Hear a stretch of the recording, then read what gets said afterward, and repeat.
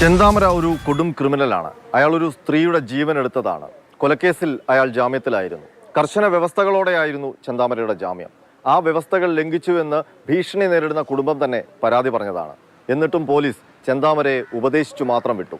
ഫലം, ചെന്താമരയുടെ കൊലക്കത്തി 2 ജീവനുകൾ കൂടി കവർന്നു.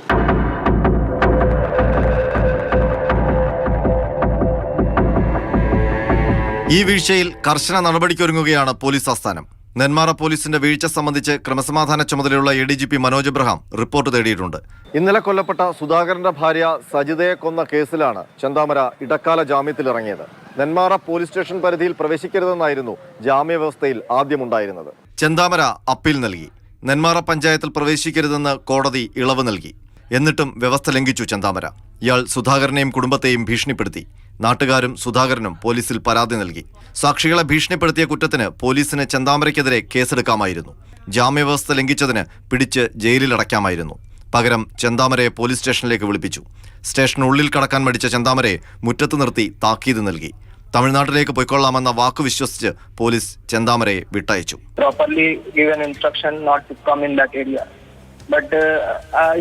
ഇയാൾ വയലേറ്റ് ചെയ്തിട്ട് വീണ്ടും ആ ഭാഗത്തേക്ക് വന്നിട്ടുണ്ട്. കാര്യങ്ങൾ ഒരു അൺഫോർച്ചുനേറ്റ് ഇൻസിഡന്റ് ആണ് ചെയ്തത്. ഈ വീഴ്ചയാണ് നെന്മാറയിലെ കൂട്ടക്കുരുതിയിലേക്ക് നയിച്ചത്. R Ananthakrishnan, Mathrubhumi news, Thiruvananthapuram.